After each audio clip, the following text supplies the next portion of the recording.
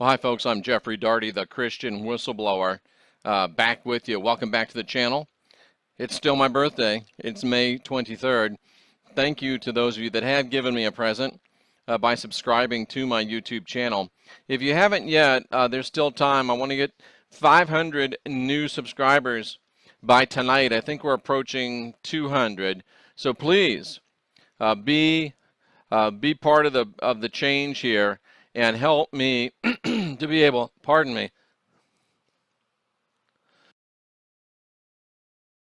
wow, help me doing a lot of videos, help me be part of a great move here on earth to make a change and to bring us into the place we need to be. Today we're going to talk about the Gospel of Philip just a little bit to buttress some of the statements and arguments I made on yesterday's program. And then we want to talk about as well the seed of the serpent. Many of you are familiar with that, and we're going to talk about the seed of the serpent here today on the Jeffrey Daugherty Show, the Jeff Daugherty Show YouTube, and just so excited about what's going on. This is my birthday. I've never felt so good on a birthday, so optimistic and so happy for what's going to be taking place. I really feel like it's taken me 54 years to get here, but I'm right on the precipice of where I need to be, so I can't do it without you. I need you to help me. So please subscribe, please like, please share. Get on your Facebook, get on your Twitter and say, hey, it's this guy's birthday. He puts out good information. Subscribe to his channel, and I will greatly appreciate it. This is good stuff. I work hard to bring you good stuff, and I'm going to start working. I made changes in my life even today. Sorry, my throat is so beat up from working for you. And I made changes even today to be able to do this for you on a full-time basis and work towards that very, very strongly. So here we go with today's lesson, Gospel of Philip and the seed of the serpent here on the Christian Whistleblower. And you can see in the background a little bit our skunk ape slide for today's Unindoctrinate Daily, talking about my experience with a skunk ape, a Bigfoot, a Sasquatch, right here in the state of Florida. So you want to check that out. It's right here on the channel. So today, here we are again, and we're back into another deep study. And it's a study, you know, Jeff, why do you pick the things you pick? Because they're things that will change our lives, and we're on a particular track that we're walking on right here. So the seed of the serpent and the Gospel of Philip, a Christian Whistleblower revelation. And let's take a look first of all at some things that pertain to yesterday's broadcast and some support, some proof. And I have people that write me, and the Gnostic gospel clearly states that angels had sex with women, and that was the Nephilim, and the sons of God were angels, and the daughters of men were men, and they had Nephilim, and you're wrong, and it's clearly stated in the gospel, it's clearly stated in this book, and it's clearly stated by that preacher, and that, and I don't really care what other preachers are teaching you. I have to do what I have to do because they've been doing what they've been doing for 2,000 years, and I just wanted to show you that not only did I show you from the clear biblical text, and that's what I do.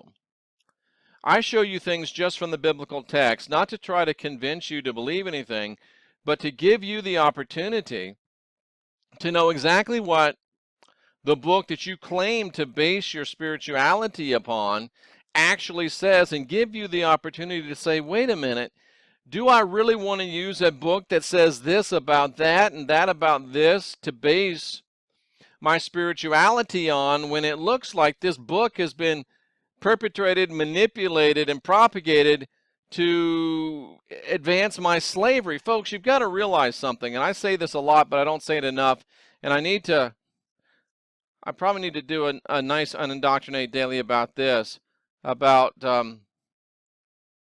what the Bible really is, or how the Bible came to be. Sorry for the shaking. Came to be.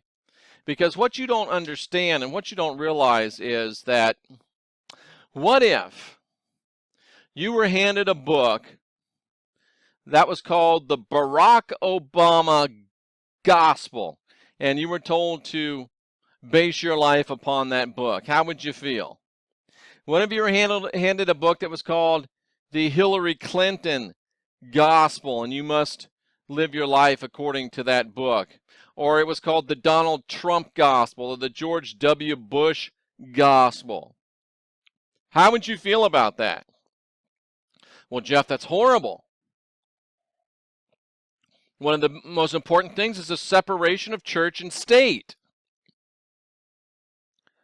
Well, do you realize that the Bible that you hold so near and dear today has been vetted, edited, and approved by not only one, but two world governments? That's why I drew the Obama, Clinton, Trump, Bush analogies. Do you realize that the word censor comes from a position that was held within the Roman Empire, where within each Roman province, these officials would read every single thing that was published within their province, and they're looking for making sure that it lines up with all of the Roman rules. And only after it lined up with the Roman rules was it permitted to be able to be dispersed.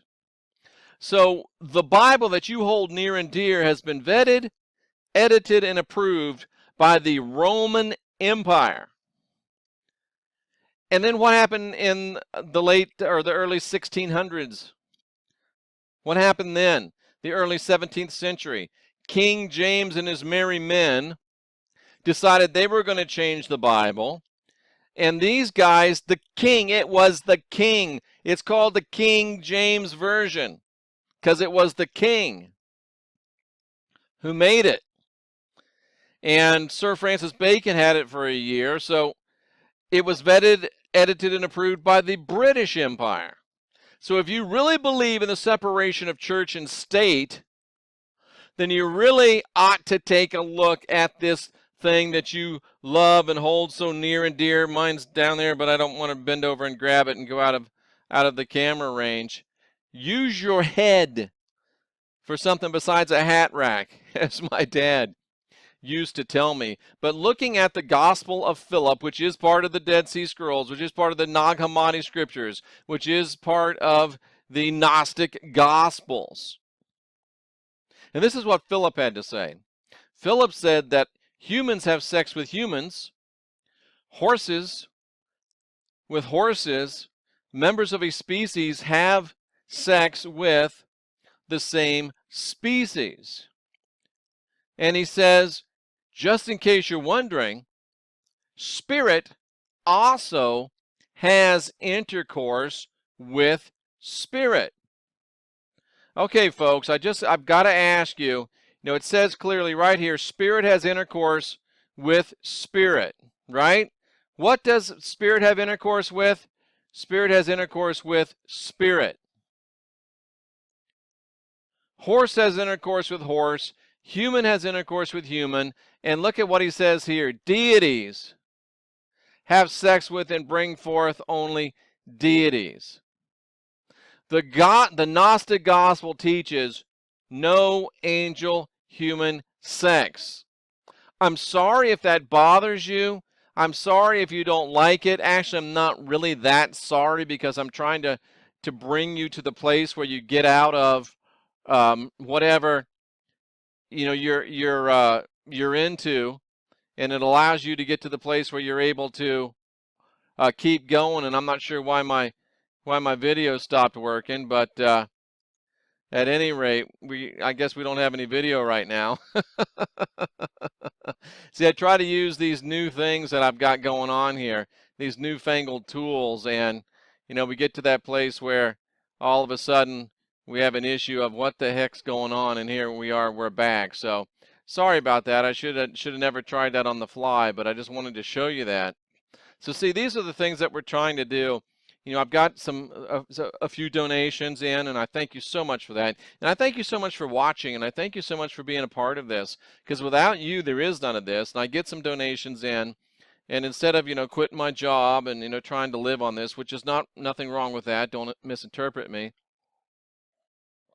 That's coming down the road. But at this point, I get some donations, so I pay for this screen capture technology, and it has new things. It lets me, circle things and underline things. But evidently, when I do so, it knocks my camera out. So I'll have to get that fixed up. But thanks to those that have given some donations, you can see that we put it right into making this better. And hopefully by tomorrow I'll have a new background up, because I got some donations again. We're going to take care of the background, and hopefully we're going to be able to buy some lights and some better cameras and better sound and stuff like that, because we're trying to do this all for you. So like I said yesterday, and like I've said the past couple of days, and some people have had a problem with it, there really is no proof within the text. In fact, there's proof within the text to the contrary. Angels did not have sex with men. Angels did not have sex with women and bring forth children, which were the Nephilim. That's not what the text says. The text says that men born of women had sex with men born of women, and they became the mighty men of renown, people that were warriors for the Elohim, if you will, peaceful warriors, and that there was a group called the Nephilim in the land also, and those Nephilim were giants. And you can go back to just the past few days under the Noah, the Nephilim, the sons of God, and the fallen ones, and get all that information. But the Gospel of Philip clearly tells us no angel-human sex, and that there's no cross-pollination or cross-pollination between species. Philip was very, very emphatic about that. And then here's something else that goes on to yesterday's broadcast, where we talked about a human sacrifice, and that the whole Cain and Abel story, which you've been sold a bill of goods on, was a story of human sacrifice and cannibalism. And here I come to find today, studying for this broadcast, that the Gospel of Philip, Yaldabaoth, who is the Lord, remember you always hear me say Jehovah, Yahweh, Marduk, Yaldabaoth, rat bastard. Well, Yaldabaoth is what Philip refers to Yahweh as, and he says Yaldabaoth is a man-eater. And so humans are sacrificed to him. I mean, Philip just very point blank says, hey, humans are sacrificed to Yaldabaoth. And when was the Gospel of Philip written? The Gospel of Philip was written way, way early. I think he's on 157 here. And I hate to do this right on camera, but you know what? We're all friends here, and it is what it is, right? Oh, I feel like Captain Kirk in the Wrath of Khan. I hate to do it, but I guess it was Admiral Kirk at that point. But the Gospel of Philip was written, looks like it was written in the 1st century. So it's a very early writing. And he's already talking about Yaldabaoth, the Lord, being a man-eater and being a person that not only encourages but accepts but encourages human sacrifice. So when I showed you that yesterday on the broadcast, human sacrifice, Cain and Abel, something like that, I'll link it up. You got to watch it. So that's what we were talking about. No angel sex with humans. And Yaldabaoth, the Lord, Jehovah, Yahweh, rat bastard, is a man-eater. He does encourage, probably even require, and accept human sacrifice. And cannibalism is also involved. So, you people that are dedicated to Christianity, it says, in the mouth of 2 or 3 witnesses, let every word be established. So now I've given you the word of the writer of Genesis, the word of the writer of Job, the word of the writer of Isaiah, the word of the writer of Jeremiah, the word of the writer of the Gospel of Philip, how much information do you need before you will realize that you have been fooled? It's much easier, as Mark Twain said, to fool someone than it is to convince them that they have been fooled. But that doesn't mean I'm going to quit trying, because I'm here to help you. So let's get into the seed of the serpent. And if you know anything about the seed of the serpent is a very old, a very time-honored and persistent line of thought across many different spiritual platforms. I mean, the Gnostics talked about the seed of the serpent. The Celtics, not the basketball team, you guys, but the Celtic religion talked about the seed of the serpents. And from the Gnostics and the Celtics to William Branham and Arnold Murray, not Arthur Murray, the dance studio guy, but Arnold Murray. These are some, it would be kind to call them unorthodox Protestant figures. William Branham, a great evangelist in the, I believe, the 30s, 40s, 50s. And Arnold Murray, either still alive or just passed, a big satellite radio or satellite TV preacher. And that's something that is rolling around in here. I'm trying to remember. I think it costs like 8, 9, 10 grand a month to get on a satellite. I don't know. But anyway, and the seed of the serpent has a very infamous vibe about it. You know, a lot of people want to talk about, make it a racial thing, and that's just ignorance. Well, it is a racial thing, but it's not a black-white thing. Let's put it that way. It is a racial thing, and you'll see what I mean by that.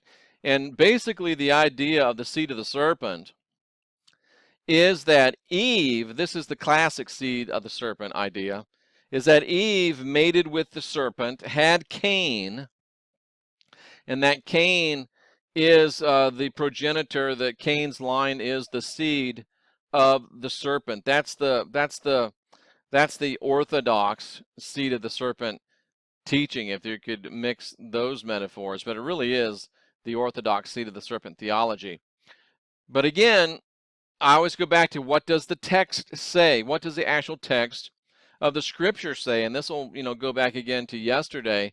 We need to be open-minded. We need to be objective, and we again need to remember Mark Twain. It's easier to fool someone than it is to convince them that they have been fooled.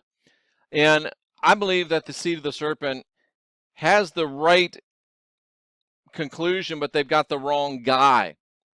I don't believe that it was Cain at the seed of the serpent. It wasn't Cain that was born of the serpent and a human woman. It was Noah. That's right, Noah and the ark guy. And if you look at the last few days, I mean, this is May 23rd. You might have to go back and watch everything from May 20th forward. And it's good stuff. And it's fairly entertaining stuff as well. But the reasons why I believe it's Noah and not Cain is because Noah manifested clear and definite reptilian appearance traits. We know that Noah had strange white skin. I believe it was scaly. I believe there's an inference within the text, but I can't jump up and down and say it's right here. Noah did not look like a regular human being. Noah's father was afraid of him. Even his sons, when he was naked, they backed in because something was different about this guy. You're talking about the Near East, where they don't have these worries and prohibitions about nudity like we do over here in the United States, or the Estados Unidos for my Spanish friends. But Noah manifested definite reptilian appearance traits. Cain was just a regular looking dude, a regular human. Now, is it more likely that a person that is manifesting definite reptilian appearance traits, not only his skin, but also his eyes were red and reflective, and we just had the Sasquatch, skunk ape, Bigfoot story earlier today. You need to check that out. But I always saying I live on a lake. Well, I just moved off of a lake, and I live about 2 miles from a big lake called the Gulf of Mexico. But right there in where I was living in Orlando, I'd look out my window and I could shine a flashlight, and I would see these red eyes light up. Alligators. So Noah had reptilian eyes. Noah had reptilian type skin. Didn't look like a regular human person. Cain looked like a regular dude. Objectively, empirically, who are you going to pick between, they put Noah's there and Cain's there. It's a lineup, like in the police station. Which one of these guys is the reptilian? Well, I think the one that looks like a snake, the one that has alligator eyes, my money's on him. Come on, man. And why did they tell us it was Cain? Stay with me. Hold on just a minute. Not only did Noah have definite reptilian appearance traits while Cain was a regular-looking human, Noah also turned his back on the Elohim. And I showed you that. Without any doubt, Noah walked away from the Elohim and went and aligned with the Lord, while Cain remained loyal to the Elohim right up to the point of challenging Yahweh himself. Remember the thing yesterday that unfortunately you couldn't hear, but it was the classic, I forget the actor's name, and he just passed away, Powers Booth, from Tombstone, when Doc and what was the Kurt Russell character? How do you forget that? The main character, Wyatt Earp. They're loading up and they're leaving Tombstone, and they're like, we surrender, we're leaving, and it was a big dramatic thing. And Powers Booth, Curly Bill, just says, "Well, bye." Like he couldn't care less. And that's what Cain did to the Lord. The Lord threatened to kill him. The Lord threatened, and someone sent me some great stuff about that whole thing, the sacrifice. We may need to make a little video about that too, because it's very interesting. I believe it's a she. She went and dug into the text more, and that's the biggest. That makes me feel the best when I know that I've inspired people to dig. And I got another one. Might have been from the same lady. I'm sitting here like 2 or 3 in the morning last night, and she must have been out west, because she says, it's 12:30 and I'm still studying. I hate you. But that's what it's all about. You go, girl. I like it. And I need to start writing down these people's names so I can mention them by name.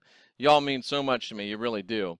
So not only that, Cain and Job were part of the growing number of Elohim worshipers that the Lord hated. And remember, we showed you that in Job 1, Genesis 1:1, and also in Job, or in Genesis 4, I believe it was the beginning of Genesis 6, right before the, and the Lord decided he would destroy the people from the earth. So Noah was a hit man on Job. I showed you that. And Noah was the bringer of death, or the one that was aligned with the program and brought death to a great number of people. So all of the evidence says that it wasn't Cain. Cain was a good guy. Cain stood up against human sacrifice. Cain stood up against cannibalism.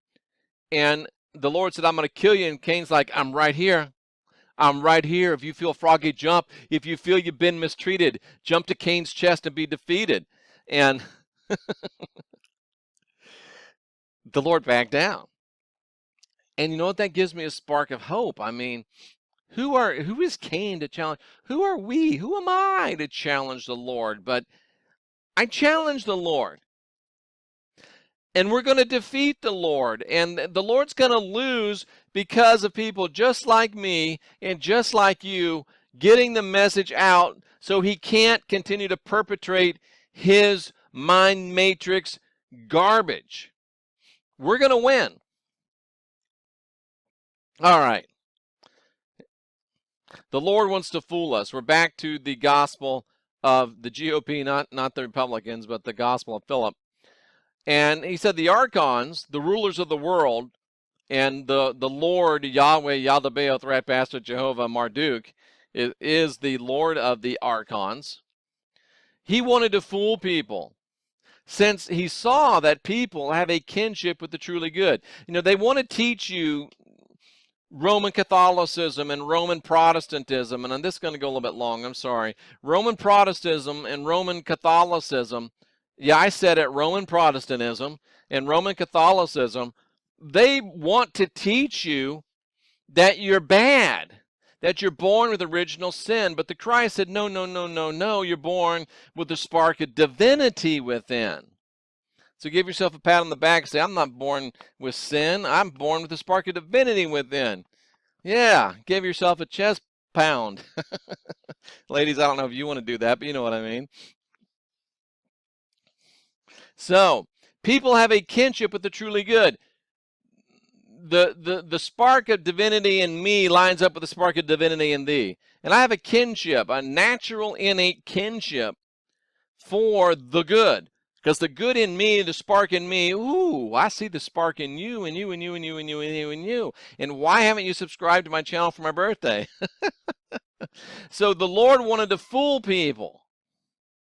And because the Lord said, oh, these people, even though I don't want to admit it, and even though I'm trying to convince them they don't, they got the spark of divinity, they really like good. So the Lord, he took the names of the good and assigned them to that which is not good. And then he assigned the names of the not good to the good, and because he wished to take free people and enslave them forever. And this really is the message of the Christian Whistleblower. Ladies and gentlemen, boys and girls, children of all ages, big-time religion, Roman Catholicism, Roman Protestantism, Islam, Judaism, it has for thousands of years been calling what is good not good, and calling what is not good good. Why? Because they want to, they're mind warping you. There's a better, a nastier word for it, but they're mind raping you. Because they're trying to take free people and enslave them forever. And the only way they can do that is to make bad good and good bad. And to mess up all the order of the books of the New Testament. And mess up the order of the books of the Old Testament. So it's impossible for you to really know what happened, when it happened, and see the correct flow and development of doctrine and thought and belief. But here I am. I'm showing you the correct order of the New Testament. We got the Diamond New Testament. I'm going to have to show you the correct order of the Old Testament. That's going to be a lot of work. But we're showing you that good's called bad, bad's called good. And then I'm just reminded of the words of Isaiah right before I went on camera here. Woe unto them that call evil good and good evil, and that put darkness for light and light for darkness, that put bitter for sweet and sweet for bitter. Now, do you really believe that if you look at those two verses, do you really believe that the guy that wrote Isaiah didn't have an understanding of what the guy that wrote the Gospel of Philip was thinking? And do you really think the guy that wrote the Gospel of Philip didn't have an idea what was going on in the mind of the writer of Isaiah? Come on, man. Big-time religion doesn't want you to think that there's anything outside of the 66 books that make up their little baby full of dung. 75% use it for toilet paper.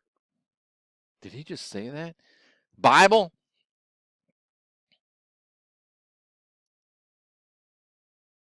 So the reality is that the seed of the serpent is really the seed of a majestic serpent. And that's in my book, Serpents and Doves in the Kingdom and the Garden of the Gods. We were just on Coast to Coast AM with that. And if you can go right there, maybe back, that was on May 4th. So 7th, 8th, 9th, you can get that playlist and know what I'm talking about there. Or you can spend the $1.99. Give me a $1.99 birthday gift and buy the book after you subscribe to the channel. So it was a majestic serpent that had sex with a woman.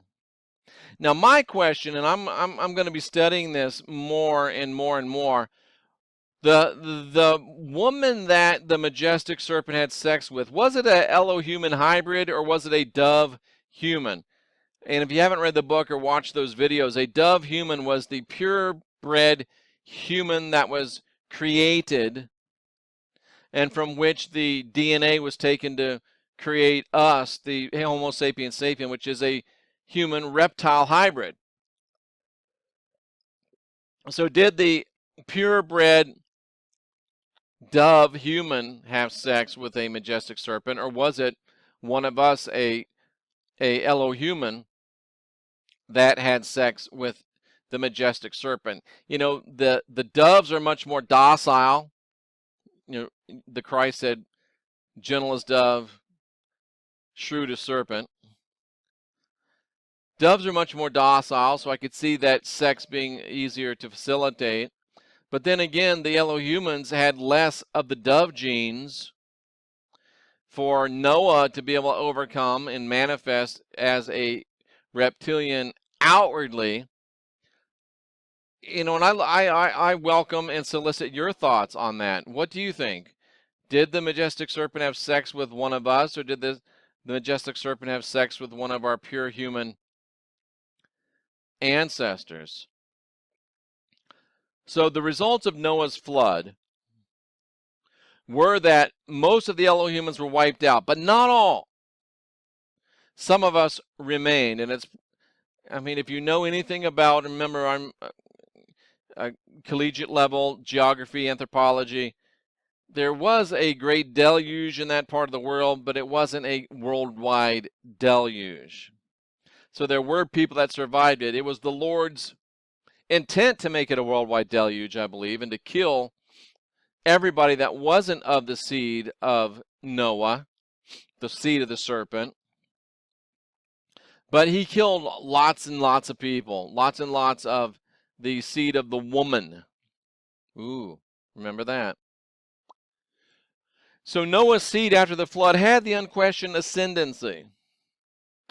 And we, folks, you and I, you and me, us, we are the Elohuman minority fighting against the seed of the serpent and the serpent himself. Not only are we fighting against the Lord, but we're fighting against the Lord's people. And the thing about it is that a lot of the people that are fighting against me, they're like the Borg. I was watching Leak Project, Rex Bear, before this, and he mentioned something about the Borg. They're like the Borg. They're just, it's the, you walk into the church, you plug your mind in, and you're assimilated. Praise the Lord. Thank you, Jesus. You know, they're just like the Borg. I don't think, I don't act, I just do what the preacher tells me. I just do what the pastor tells me. I didn't, even if he's sleeping with my wife, even if he's having sex with my daughter, I just do what the priest says, even though he's raping my son. I just do what the priest says, what the priest says, what the priest says, what the priest says.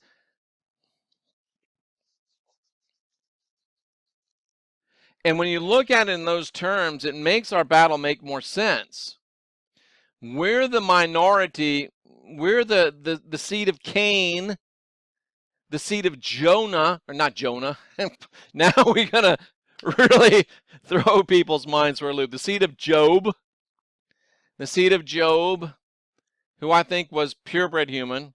The seed of Cain, who I think is emblematic of Elohuman, or the hybrid. So those of us from that line, that good line, the line of the woman, and we're going to close with that in a minute, we're in the minority. That's why we feel like we're in the minority, because we really are. There's more of them than there is of us, no doubt about it. There's two different seeds of people on earth to this day, two different races, if you will. And I'm not talking about black and white. I'm talking about the descendants of Cain, Job, the descendants of the unblemished, I guess, blood of the descendants of the, oh, that's interesting. Are these people that are the seed of the serpent, they want the blood sacrifice, they want cannibalism, but I think they want our blood. They want the blood of the people that are of the seed of Cain and of Job. They don't want their own blood, seed of the serpent blood. Wow, that's interesting right there. They want to kill us. They want to eat us. They want to control us. And remember, it is blood, but also in this modern age, we're beginning to understand that if you can't get the blood, the energy is almost as good. So as we kind of wrap this up, we look at Genesis 3:15, and that's where, the Elohim, or, who says bad person, bad serpent, and they lay out the punishments. And there's just one thing I really want to point out to you on that. I'll be glad to get some good lights when I have to keep these windows open and blind myself. So, I will put hatred, it was said by the Elohim. I will put hatred and hostility between the seed of the serpent and the seed of the Elohiman woman. And this is a literal Hebrew to English translation. I will put hatred and hostility between the seed of the serpent and the seed of the Elohiman woman. The Elohimans will eventually overwhelm your head, your leader, Yahweh, while the seed of the serpent will eat dust and only nip at their heels forever. I will put hatred and hostility between the seed of the serpent and the seed of the Elohiman woman. The Elohimans will eventually overwhelm your head, speaking to the serpent, your leader, Yahweh, while the seed of the serpent eats dust and nips at their heels forever. What am I trying to tell you, folks? We've already won this war. We just don't know it. Genesis 3:15 guarantees his defeat. It's not a matter of if, it's only a matter of when. And it's only our ignorance and our lack of enforcement that allows him, Yahweh, rat bastard, Yaldabaoth, Marduk, Jehovah, Lord, to continue. And his only hope is to try to wipe us all out before the 100th sheep wakes up. Of course, I'm referencing the 100th monkey syndrome, and you can look up the 100th monkey syndrome if you don't know what I mean. Basically, it means once 100 sheep wake up, then it goes viral, and we all get it. So we're trying to get that proverbial 100th sheep woke up.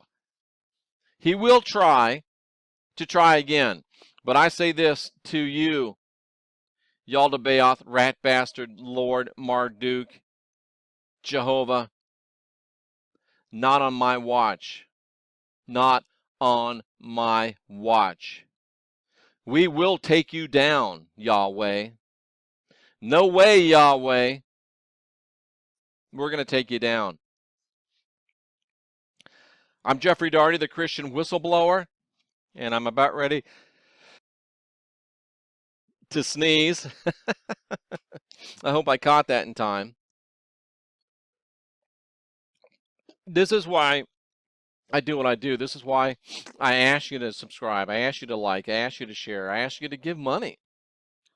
I mean, somebody gave a little bit, and we've already upped our game. And we're going to get the background by the next time I'm on. Probably. Depends on how lazy I am. Not on my watch. That's what it's all about. Is standing up to the Lord and preventing his planned final false flag to take us all down. We talked about the doomsday preparation. This really is the doomsday preparation. And personally, I don't see any problem with having a secure and safe place. Who knows what's going on with this political realm, and with all the craziness that's going on. All it takes is one crazy religious zealot from either Islam or Judaism or Christianity. They're all nutty to blow something up, and here we are back in the Stone Age, fighting with clubs and rocks and wearing some skins and leaves. So help me stop the Lord. Help me prevent the final false flag. And we can do it together. In fact, we're doing it right here and right now. I'm Jeffrey Daugherty, the Christian Whistleblower. I'll be back with you tomorrow with another fabulous Unindoctrinate Daily. Not quite sure what I'm going to talk about. Got some interesting stuff on the papers. It's funny, this is how it works with me. I write it up on paper typically because I wake up in the night or something and I write things down on paper, and then I come in and do one of these and then I throw the paper away. So we've got we try to get everything down. So thank you so much for watching.